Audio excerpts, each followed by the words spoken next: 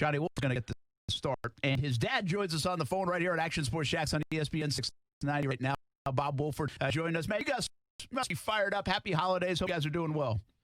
Yeah, I'm excited for him. I mean, he's been working for this since, he was in Pop Warner. It's funny, I spoke with his Pop Warner coach that sort of got the whole ball started. Coach Quentin Halliburton, he's John's Pop Warner coach over at Pablo Creek. And he sort of, there's been so many people who've helped John, but he sort of got the ball rolling because for Pop Warner, John, I think, was in 6th, 7th, 8th grade, and my gosh, they passed more than anybody did. So that sort of, I give a lot of credit to his Pop Warner coach. But we're very excited and happy for John. And my gosh, has he worked hard to get this shot? I tell you, he works nonstop. I worry he works too much, but anyway, we're happy. I bet. Bob Wolford with us, John's dad here on Action Sports Shacks on ESPN 690, Brent Martineau, Austin Lane. And I tweeted today, I said, he's waited, he's worked, he's waited. It's been a long road. It's been a wild road. If you go back, I don't know what year it would have been, maybe a few years ago, would you think he would be on Wall Street now or now having a chance to play in the biggest game of the season for the LA Rams? Well, it was interesting. His first 2 years at Wake were pretty miserable. His freshman year, he started as a true freshman, and people don't realize that he played at Bishop Kenny, but Kenny's pretty strict, and they wouldn't let him leave semester early, like a lot of kids get to go up in January for spring football. So he didn't go up there until he graduated in May. So he only had the summer to get ready. And, Coach Grobe had left, and so they had a new coaching staff, and they just had no talent when he got there because I know Coach Clausen really would have liked to have redshirted him a year, but they threw him right into the fire. And he still threw for over 2,000 yards, but he got pummeled. I think he got sacked 48 times, which I think was the most in Division I. And then, his second year was tough because he was playing with a high ankle sprain the whole time. And, those are hard to get over. Mm-hmm. And people forget about WikiLeaks.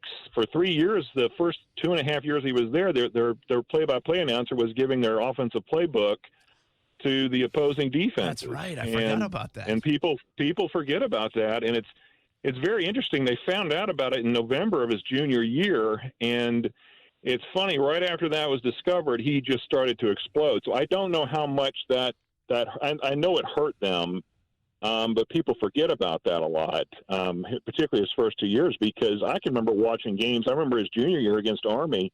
Army knew everything they were doing, and Army's not that, they're not routinely a great defensive team. And then it finds out that Louisville, and I think Virginia Tech have got found out, and I think there were more teams involved in that, but people forget about that, and I think it definitely hurt him, particularly his first 2.5 years he was there. Yeah, that's wild. Bob, when we're talking about John, obviously playing the backup quarterback position, it's never easy, especially coming in this situation right now where if they win this game, something special might happen. So with that being said, as I kind of analyze the entire NFL, there's two spots, if I was a backup quarterback, that I would want to play and to come into. It would be the Rams and Sean McVay, and it would be the Kansas City Chiefs and Andy Reid. Has John really said just what working with Sean McVay has been like, what's the experience been like in that offense, and what he expects to happen this up-and-coming Sunday? Yeah, it's funny. I talked to him Sunday night because he was really excited because Jared had come up to him and said, basically, you're up. He goes, I think I broke my thumb. So he was pretty stoked. And then I'm going to call him tonight. But, no, he loves playing with Coach McVay. He loves the offensive coordinator. And, he every day for 2 years he's been, this year he's been the scout team quarterback, and he played some scout team last year on the practice squad. But I think he's going to do well because he's going up against one of the top defenses every day. Mm-hmm. And he's apparently doing well. But he really likes Coach McVay, and he likes the OC. I think it's Coach O'Connell, if I remember correctly. And so he's very happy there. It's very interesting. People don't realize this, but he got approached aggressively by the Arizona Cardinals because Arizona really wanted him when the AAF folded. And they actually outbid the Rams to get him on the practice squad as far as what they were going to pay him. But my cousin Will, who played in the NFL for 13 years and has been a great resource for John, he said, don't do it. He said, don't take the money. It'll pay off later. He said, have him go to the Rams. So I think, my cousin gave me good advice, and he's still very closely involved and has a lot of contacts in the NFL, and he gives John a lot of good advice. So it's really nice to have that resource in the family. What was it about the Rams that drew John there more than obviously the Arizona Cardinals?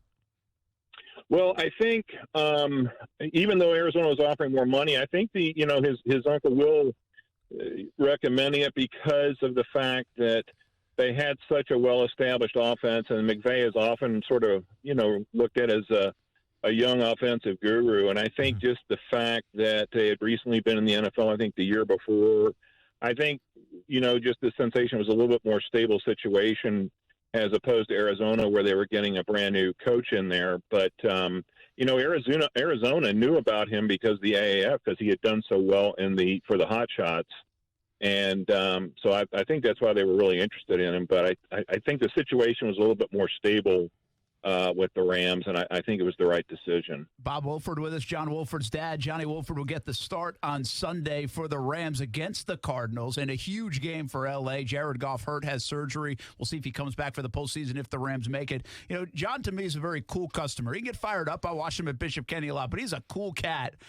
This must be a fun time, but how about the family? I mean, are you guys fired up, emotional? What's the deal? Everybody's fired up.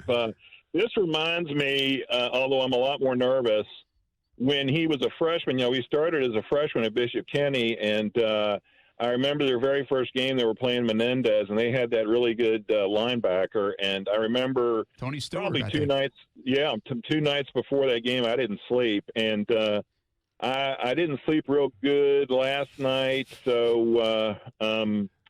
But, yeah, I'm pretty nervous. His brother's in contact with me all the time, and I'm getting all these friend requests on Facebook from people I don't even know, from people out in L.A. It's insane. But he's like, I'm going to call him tonight, and then I'm going to leave him alone. I don't bother John too much during the season because he's so busy. And you were saying how tough being a backup is. It is tough because he tells me that he goes in at 6:30 in the morning. A lot of times he doesn't leave till 7 at night because he not only needs to know the Rams offense, but he's got to know the opposing team's offense because he's the scout team quarterback. So he's just constantly – and then you go into a game and you never know when you might potentially go in. So he's totally amped up, and then the game ends and you just have this big letdown. So it's playing backup's not as easy as it seems, but believe me, he's not complaining. And we got to let you go, but are you going out to the game? Are you allowed to? What's the situation out there? That's one of the reasons I want to call him. His Uncle Will called me last night about going out there, and, they're getting hit hard by COVID out in Southern California. And I've heard rumors that a lot of teams allow family and friends, and they just hide them up in the suite. So I'm going to talk to John about that tonight. If there's a way that they'll let just close family in, I'm going to try and do it. The other thing is I've got to work this weekend, so I got to make sure I can get somebody to cover. But I don't want to bog him down too much with all that stuff. So I'll check with him tonight. If I can get out there and it's not going to distract him, I'll try and go. Hey, listen, if you need somebody to cover for you at work, I'll go do your job if you need to. You got to get out there and see him play. Absolutely. Bob Wolford, happy holidays. Enjoy this. Around here we're not allowed to root for the Rams very much. I'm rooting for Johnny Wolford on Sunday. I hope he has a heck of a game. Thanks for jumping in with us. All right. Thank you so much. Take care. That's Bob Wolford, John Wolford's dad. I tell you,